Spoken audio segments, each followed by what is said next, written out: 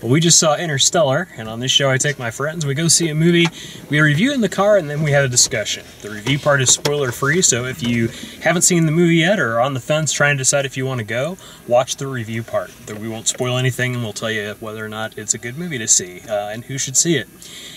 If you've already seen the movie or don't care to and just want to know everything we thought, watch the whole video, and we'll get into a discussion about spoilers and deeper plot points. And this, I'm going to warn you up ahead. I mean, I'm sure you can see the time underneath it, but this is probably going to be a longer review. It's a 3-hour movie. It's kind of like 2 movies in one, as far as like the length goes and how much stuff is going on in there. But my sort of basic review of, you know, whether you should see it or not, whether you enjoyed it or not, I think it's a pretty easy one to recommend. You just have to be into 3 hours, into seeing a movie that's that long. You have to kind of let go of all of the science completely making sense in the science fiction side of it. But the performances are very good. The directing is very good. If you see it in IMAX. I wouldn't bother to, you know, invest all that time and then not, you know, see the whole giant screen. I think this is a movie that will not be quite as wonderful or memorable in a home theater setting as opposed to in an IMAX screen. Something like, you know, Gravity from a year or so ago, and that's a movie that it benefits to see it in the theater. As far as what the movie is and what's it about, the trailer gives you probably maybe the first half hour of what's going on in this story. It just spans so many different ideas and concepts. There are a lot of characters that show up. There's a lot of actors that you don't really know are in it that show up, and that's kind of a cool thing.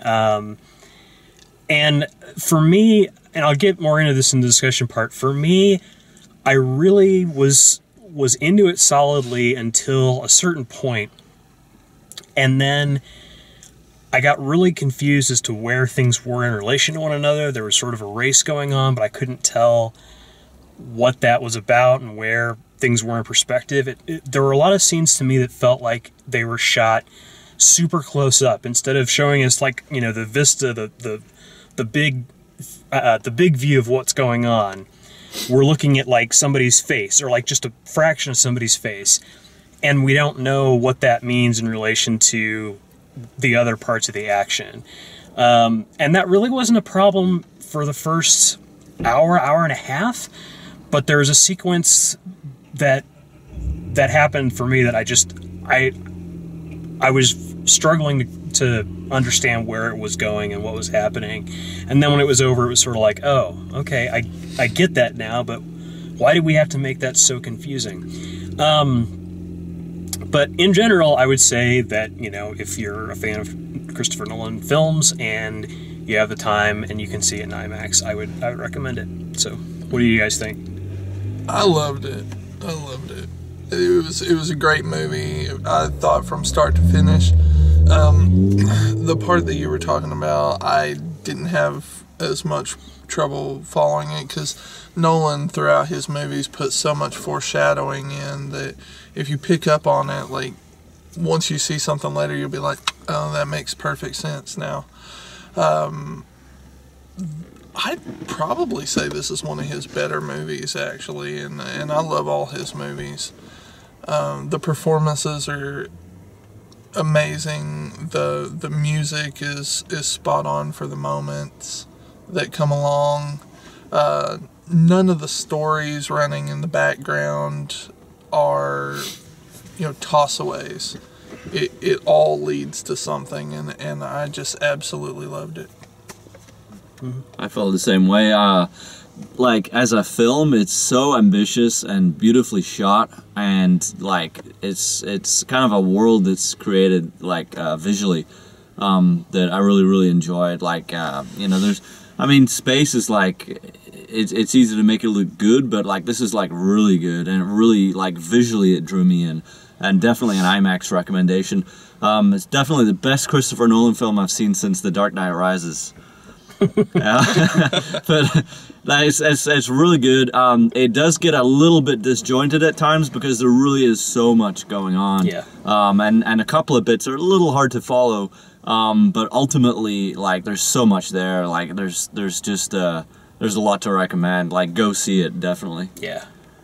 Yeah, like Cal said, there's a lot going on. I think I'm still digesting most of that movie, and I feel like I really want to see it again to kind of get my head around a lot of what was going on. But I did definitely enjoy it. Any issues I have are going to be very spoilery, so that'll be there later. Yeah, that's the hard thing. But I did like the amount of stuff that they got right. Like, it's always nice to see somebody do something where it feels right in space. Like the stark silence of some of the scenes in space were just amazing, fantastic. Like I love the contrast of going from that to the noisy interior of a space shuttle or whatever, and the visuals in space were just amazing.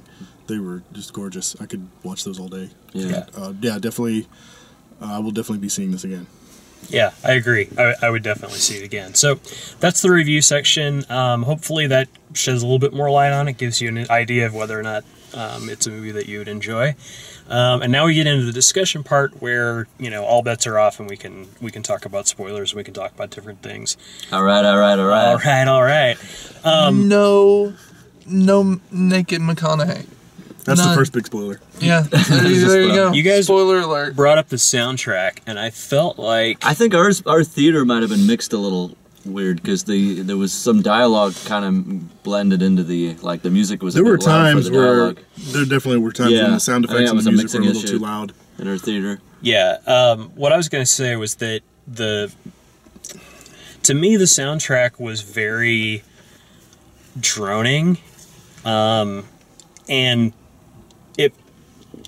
part of it is that it was so loud in the sections that it was prominent in, but I felt like they could have done a lot better things with the soundtrack. They did a lot of Hans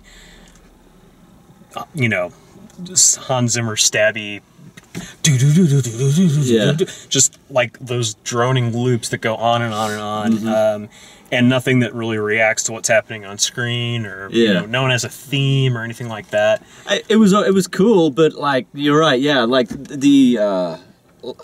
I don't know, visually, it's not like CG crazy fest, but just visually, it just looked beautiful and some really stunning stuff. And I felt that the music didn't quite rise to that. The music didn't make it. It didn't add to anything. It was. I think maybe that latest trailer, they could have even imported music from someone else and mixed it in there, not just have the Hans Zimmer. Well, stuff. and like you guys were saying about the silence, like when they first leave Earth's orbit, and that's the first time that the soundtrack goes away.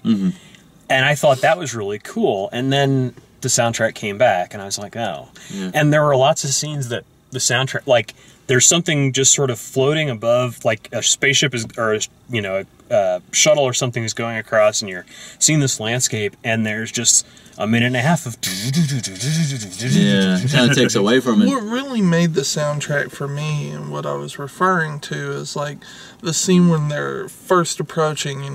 They're building up to this. They're about to go through the gate, and it starts as kind of a slow beat, and then all of a sudden it just crescendos louder and louder and louder and louder, and then boom, they're through the gate. I thought that was awesome, and they did that through a number of scenes, and they pulled it back in others, and I thought they did a really, really good job on that. Yeah, I guess that would more do with the mixing of the music. I would never music put itself. I would never put the soundtrack on and listen to it at home. That's kind of the issue that I have with it. It's not creative, it's not interesting, it's just sort of there. They could have just as easily been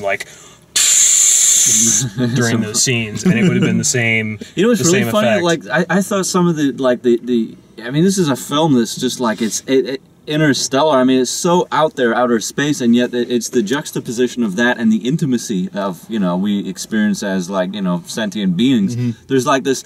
And I thought sometimes the music, if it just pulled back a little bit, it would have let those scenes shine. Yeah. They were and they were trying to forcefully feed a mood with the music when the acting would have done just fine in some cases. And to be fair, I do think our theater had it botched, where a lot of times when you have IMAX movies or DTS style movies, there's a setting where you get the dialogue dialed in louder, and then the soundtrack kind of fades out of the back. Yeah. And in our theater, it was just, I think they had everything louder than it was supposed to be, but then the dialogue just kind of fell apart in some spots. The first like real twist of the movie is that Michael Caine knew, or basically There was no plan to save. Yeah, there was no plan to save. Plan A was a total bullshit. He had given up, and so he was sending out Matthew McConaughey and his daughter and the other two guys to do Plan B because Plan A was never going to happen. And then, you know, eventually the end of the movie is that he has the robot send her the message to the watch, and the watch has the Morse code for how to get the thing into space and deal with gravity and all that. So that was sort of the first big twist that happened, and that felt really heavy and just really like depressing, which isn't a bad thing. Like I like that in space movies. Like Moon had that kind of that same sort of depressed feel to it. Yeah. And then I felt like they kept layering more and more bad over the top of it. So they had Michael Caine basically sent them away and sacrificed all of humanity. Yeah. To basically start an arc kind of thing. And then there was, we don't have enough fuel to go to both planets, so we're going to go to Man's planet. And they go to Man's planet. He's like, hey, everything's cool here. Everything's fine. And then he walks McConaughey off and tries to kill him. What did you think of, like, what led up to that? That was so full of, like symbolic meaning and stuff. Like, she was in love, and at this point, either planet, they only have enough fuel for one. It could have been either, and she basically ultimately wants to choose based on love. She was in love with the guy, and that was as good a decision as any, but he chose not to be the cold scientist, and that ended up kind of unlocking their troubles in that sense. Yeah. I liked how that all played out. It was kind of...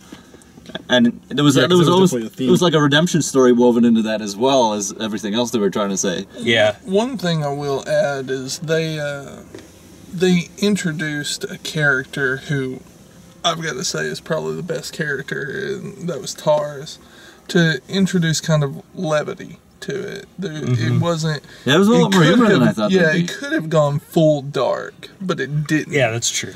And it was interesting that the humor and everything came from an AI. Yeah. Yeah.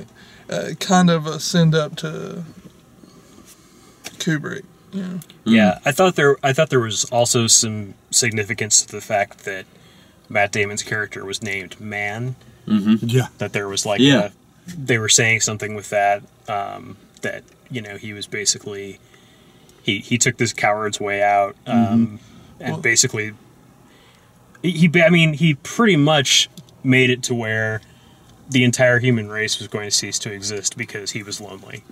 Like, that was his motive.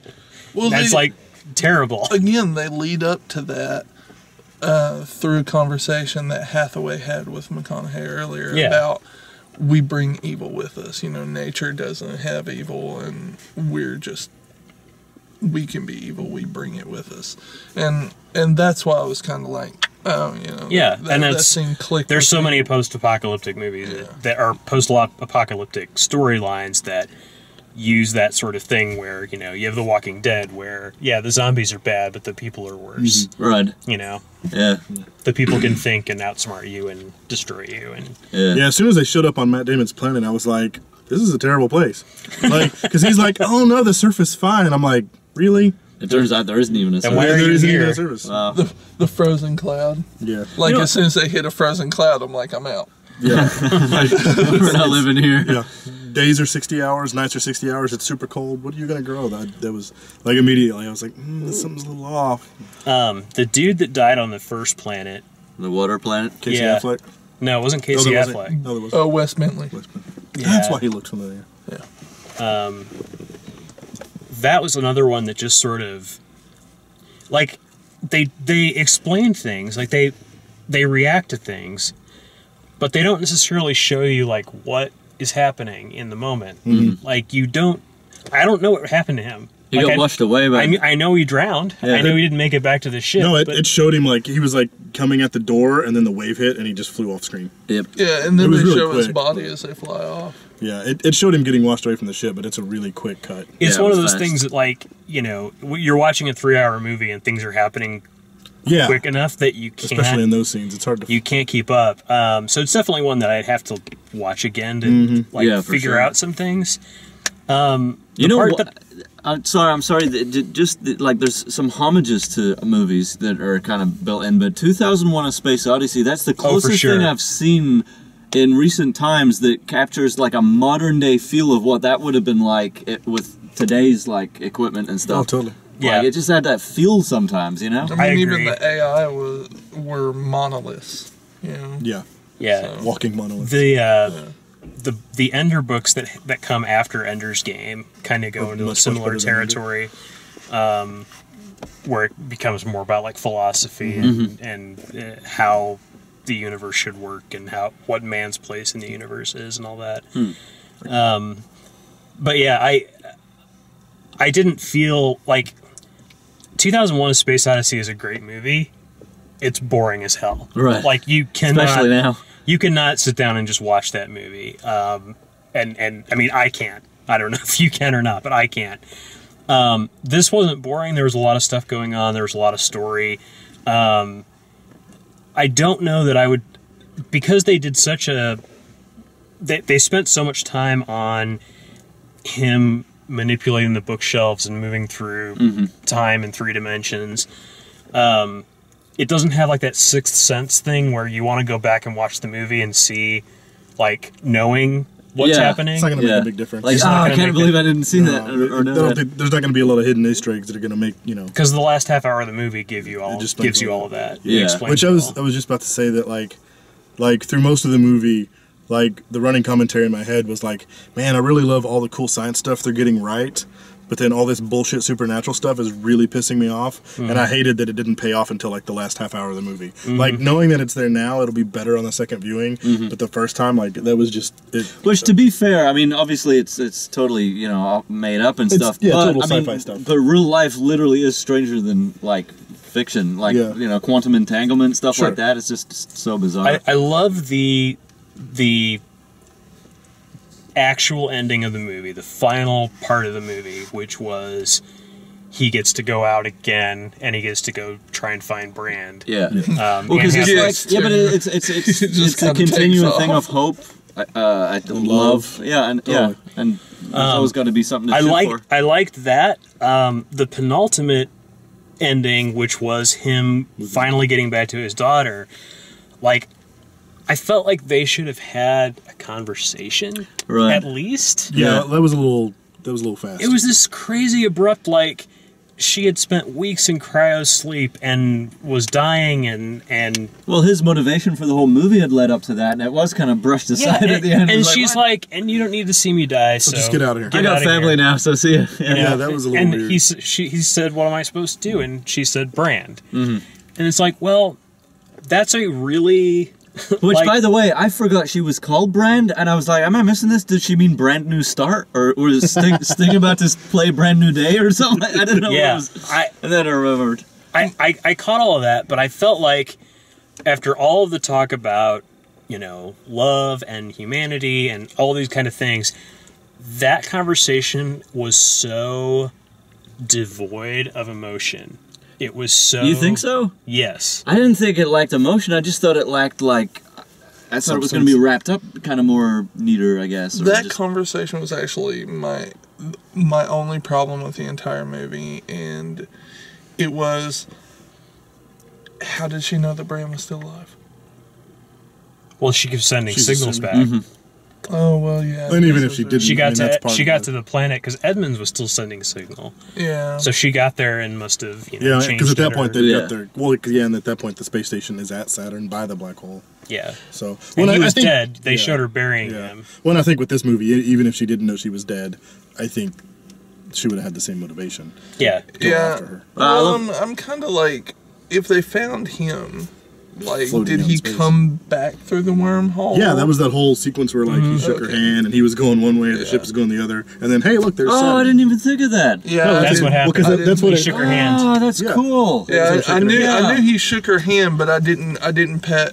No, when he picture came out, I them think it passing showed. through. It showed Saturn's rings. It showed Saturn's Yeah. rings when he came out and I he was saw floating. Oh, that's way cool. Yeah. Huh, okay, that makes more sense. Yeah, that was the one part of the 100 years movie later. that I had a Yeah. problem with. I was just like, how did Yeah. he get on this side? How did And they know about brands? still I being actually, alive? I really like that there weren't.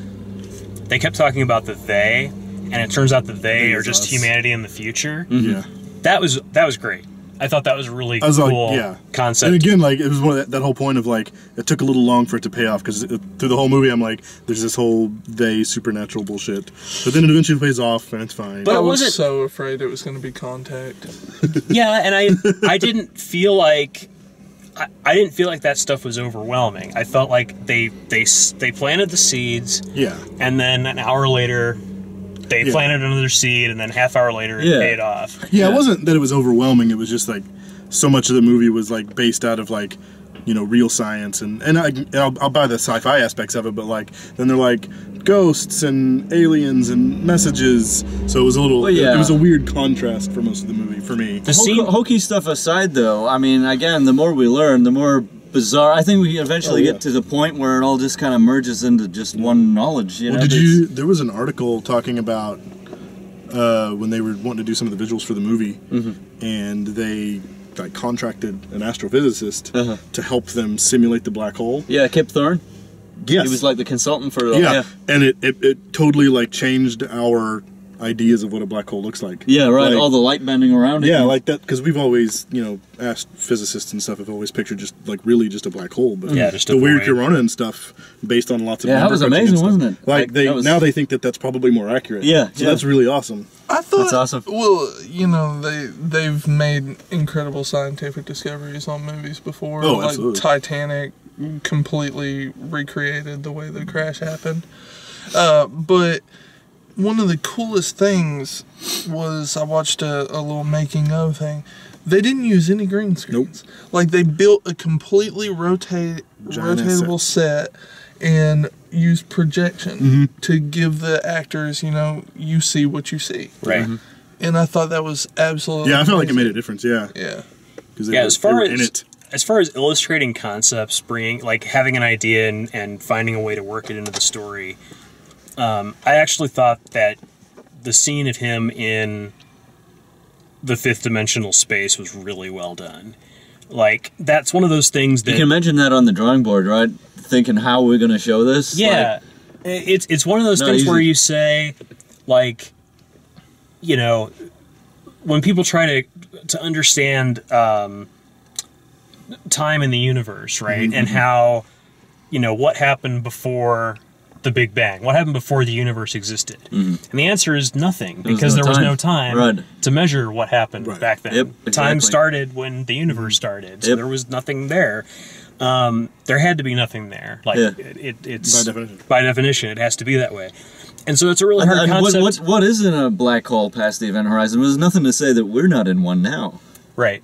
Yeah, there's something there. We just don't It know how it behaves. it's the idea of showing time as a physical Yeah. dimension, Yeah. showing it as a room you could walk through, where every 20 feet was another day. But if you want, like, how so much of that stuff looked the same, and then you look at it, and it's like little iterations of Yeah. like 1 second, 2 seconds, 3 seconds, or Yeah. microseconds. It just goes on forever. Just the Yeah. exponential micro changes of time, and and he has that that conversation with Tars about we couldn't create this now, yeah. but we can in the future. Way in the future, and that's yeah. that's the only reason that this exists. That's the only way this could exist. Yeah.